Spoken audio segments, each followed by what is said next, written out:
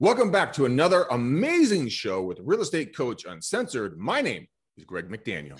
And I'm Bernice Ross, and we have one of the hottest topics right now in real estate is how to prepare to win at multiple offers. You know, between the COVID-19 pandemic, the low interest rates, and the millennials have now hit their prime time for getting married, having kids, wanting to live in places where there's good school. The multiple offer frenzy that, I've seen all my life in real estate, dating back to when I was in my 20s and working in Los Angeles, of course, on the West Side, it's now gone national. I mean, it's just crazy out there when you hear that there are 20, 30, 40 offers coming in on the same property. And prices are going 100, 200, 300, 500 over. It's just insanity out there. So we're going to talk about how you can win today with some tips from Greg and from some other people who are really good at getting their offers accepted. So Greg, let's get to it. Number one is going to be starting with the basics. And that's several of the speakers at Agent Connect shared how a lot of the agents are losing offers based upon not doing very simple things. Number one is going to be the failure to complete the purchase contract. And I mean, complete it, dates, signatures, all the required, everything else, plus other documents. Number two is submitting a sloppy, AKA chicken scratched offer rather than a clean offer with a package with a cover letter outlining the important points like buyer and seller, purchase price, down payment, all of that stuff. So it's easy to read for the listing agent, plus buyer's information. You know what, Bernice, another thing that we should really be talking about right now is drafting provisions for releasing earnest money. You know what, a lot of the times you really should be using the proper documents from either your brokerage, your company, or your association. That's something that is it's highly earnest money deposits are one, mishandling those is one of the ways for the broker and the agent to lose their licenses. Yeah, it's a big problem and really could take that to heart. But we have one more point here before we move on. But this is the failure to show adequate documentation from your lender, showing that the buyer has the funds and the reserves, if needed, to purchase the property. Make sure you put it into the cover letter and along with any other documentation that you think could give you that leg up to get your buyer that home. Now, Greg, you have a best practice that you've been using where you call the lender. Say more about that, because this is absolutely a brilliant way to make you stand out from the competition. So what do you do? So it depends on the situation. If there's not like a billion offers on the property, what we do is I have my lender call the listing agent, introduce him or herself, say, hi, my name is X, Y, and Z, we're representing buyers, on the purchase of the property. And I just want to see if there's any information that I can provide to you or any questions you have for me that I can answer for you. And then I have my team manager reach out and I have her talk to them and say, hi, my name is so-and-so, and I will be helping you through this transaction. And are there any questions you have and how you want to communicate? If there's 1,000 offers on this thing, what we do is we put the contact information on the cover letter and encourage the listing agent to reach out to them with additional questions. So Greg, let's go on to number 2, set buyer expectations up front. How do you go about doing that? It's really important. So let's say a buyer has a purchase price of about $350. Well, we're going to start looking at properties around $300. The reason why we're going to do this is because we're seeing market fluctuation and we're seeing people bid over the list price, even in crazy markets like here in San Francisco. So we want them to look at the opportunities. They can say, we have a $300,000 home. Now we can go to $350, but we're not going to tell the listing agent that. What we want to do is we want the buyers to get in the right mindset. So when they know that they can buy for $350, they submit an offer for $300. If we have to be bumped like $10,000 over, it's not a big deal. The sellers get a win, we get a win. And quite frankly, Greg, in many markets, it will be going at $350 because that in the markets that many of us are in, this is entry level and there's a tremendous shortage and tremendous competition for this. Yeah. Now, I love this next tip, number 3, assess the buyer's motivation. This comes from Therese Antonelli, and she recommends asking simple questions that will determine how strong the buyer's motivation actually is. And this is what she says. In today's market, we're in a war, complete and utter war. We need you to drop this house into one of 3 buckets. Number 1, do you like it? Number 2, do you love it? Number 3, do you have to have it? If the buyer says that they like it or love it, we'll submit the offer accordingly, but I'm going to tell them, don't shed any tears if you don't get it. On the other hand, and this is her direct quote, if they say to me, my mom and dad live next door and they're my babysitters, or I have to have this house because my child goes to a special school and it's literally at the end of the block. Then she says, that's when we rip off the bandage and I tell them, all right, ask mom and dad how much money they can help to put in, and be prepared if you have to pull everything from your 401k. That's how you will go in and win this offer. And, I think she really spelled it out about what it takes for people to win in today's market. All right, Bernice, let's jump into number 4. This is building a relationship with local agents. Now, this is an incredibly important thing if you're going to get your offer accepted. A dear friend of ours, Mr. Jeff Lobb, he nailed it on the head. He says, as an overall practice, it's always smart to build a rapport with other active agents in your local area because they have a hot list of people they like to do business with. Now, I can attest to this because we have gotten offers accepted based upon the fact that they know our team and they knew how we can get deals done. Greg, this is especially important because what we're seeing right now, because of COVID and so many people moving and because of the inventory shortage, we've got people who are from outside the area. For example, in your area, you've got people who are going from the Bay Area over to Lake Tahoe or to Sacramento. They don't know the market. They don't know the agents there, but by goodness, they're going to go write that offer no matter what. Well, Therese Antonelli explained the problem with this. I've had a few times where these out-of-area agents come in, and although their clients may know the area, they don't, and it often ruins the deal. On the other hand, a local agent that I've worked with before who uses reliable local lenders and that gets things done is the agent I want to work with because I know that agent will get the deal closed. You know what, Bernice? I actually passed on a listing opportunity. It was a $1.7 million opportunity. And I told the individual, I said, this is not the right agent for you. And the reason why I did that is because I don't know the contracts here. I don't know the agents here. I don't know the ins and outs of the nuances of the culture here. So it's very important to represent, as a professional, your clients and give them the best opportunity to get their home instead of you getting a paycheck.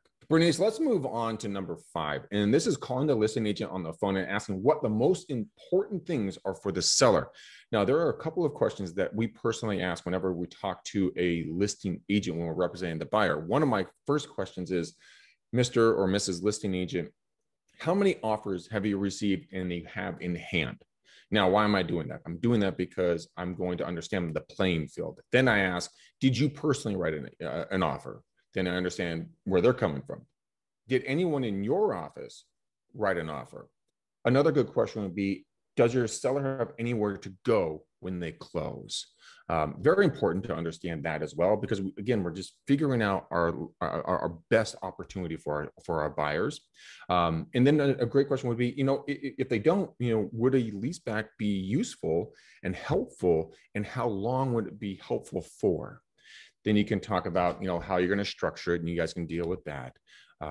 But really an important one here is going to be, do you have any special forms or language that your company requires in regarding to a leaseback, contingency waivers, earnest money, deposits going live, escalation clauses, and of course, always make sure your manager and or your attorney reviews those.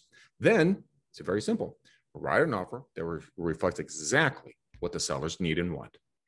Greg, that is such good advice. And I love the idea about, of course, finding out how many offers there are and whether or not the agent has their own offer in the mix. Because in my opinion, they absolutely, when they have that many offers, I started supervising offers, multiple offers back in 1989 when I took the office training job at Douglas. And we always required to have a manager there because the lawsuits would fly fast and furious if we didn't. So this is just another way to make sure that everything's being handled properly. And as a buyer's agent, I wouldn't have a problem asking if they could have their manager there just to make things go smoothly. Yeah. Okay, let's go on to number 6. Okay, this is the best idea I've heard in a long time for multiple offers. I absolutely love this. So Kendall Bonner, who was moderating a number of the panels at Agent Connect, she made the observation on this particular panel. She says, sometimes the best offer is not the highest offer. And we've all had that, experience where somebody liked the fact that, they had a buyer who wasn't going to change the property. They loved it the way it is, and the owners have been there for 30 years, and the other buyer was a developer, and they're going to tear it all up. We get that kind of thing. But with today's environment where the competition is so stiff, here's a different way to structure a deal that's a win-win for both the buyer and the seller. So let's assume, for example, that we've got a listing that's $500,000. It has a 5% commission, and the buyer is willing to bid up to 550 using the approach that Greg, identified before. Be prepared to bid up, and show properties accordingly. So here's a way you can structure this deal. So instead of bidding the property up to 550, what if the buyer pays the closing costs? So rule of thumb, commission plus 2% is the closing cost. So it's 5% plus 2%, 7% and 500. We've got $35,000 in closing costs. Then the buyers also agree to pay the seller an extra $15,000 in seller concessions. This could be used to pay part of the seller's loan, to pay for moving expenses, other fees that may turn up during the transaction, anything that's related to the sale that's legit. And again, you probably want to check with your manager on this, but you can do these seller concessions. We do them all the time. Now, here's the win-win, Greg. If the seller had paid the 7% on a $550,000 offer, they would have paid $38,500. But if they're paying it on $500,000, they're only paying $35,000. In other words, the seller nets an extra $3,500 in addition to the concessions. Those are just moving around basis and other things that they would get credited with anyway, provided they itemize. If they didn't itemize, this is golden for them because this protects them on their taxes to a certain extent. Now, for the buyers, on the other hand, now I know in some states, the taxes are not crazy like they are here. We could have valuations at 3% of full value. It's, here in Texas, most states, it's a percentage. But if it were here in Texas, the difference would be that 3% on 500,000 versus 550, would be 16,500 in property taxes, but doing it on 500,000 would be 15,000.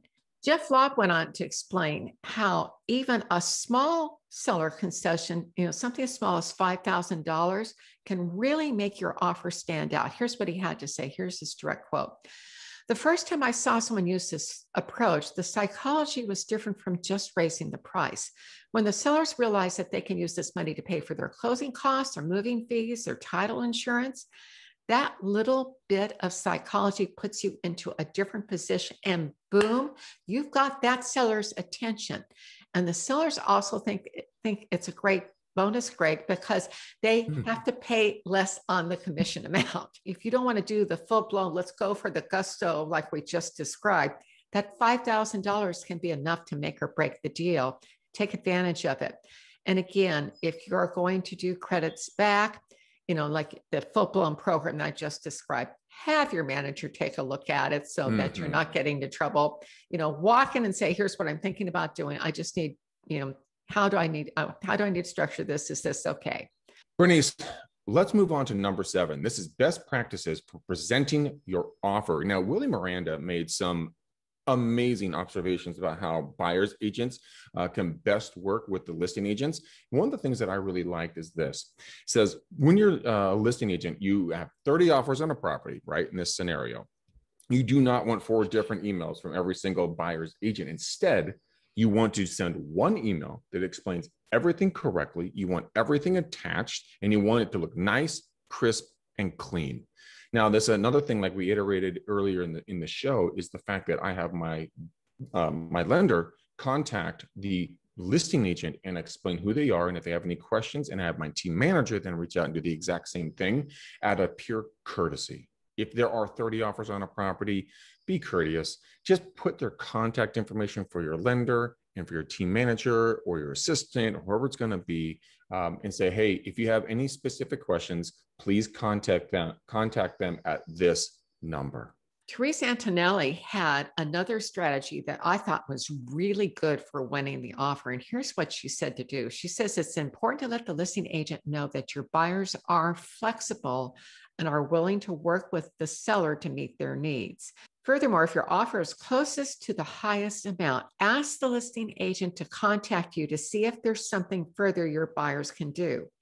And then she went on to, give an example of what happened to her when she got that call. It turned out that they were $5,000 apart. She went back to her buyers and they got the deal. And part of the problem was the other agent was old school.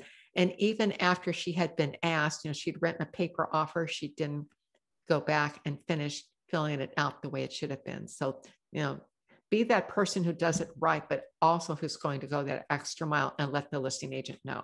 All right, Bernice, let's take it to number 8. Always be learning. And I literally mean that, guys. And something that Michelle Hooms really shared in a phenomenal experience that really illustrates the way to build rapport with other real estates and your community. A group of agents, they went over to the listing agent's office and they were just curious on what they could have done better in regards to getting their offers accepted. And the key takeaway on this is the fact that once you understand how you become better, then the next time you write an offer, you're not going to step in that mud puddle again. You're going to be able to understand what's going on. And if that deal falls apart, guess who they're going to be calling? You. So, Greg, final takeaway for today? My final takeaway, Bernice, would be go out and get to know your local agents, because you never know, we're going to need that additional agent on another side of a transaction, either listing or buying, but build relationships. That would be my takeaway. Also, I'd really like to encourage you to try some of the strategies that we've talked about today, that especially that seller concession strategy, even if it's just $5,000, it is something that can really work. And I love the idea is that prepare people for what's going to happen. Don't show them $350,000 homes that that's their top and the house is going to go over ask price. Thanks for being with us today. See you next time.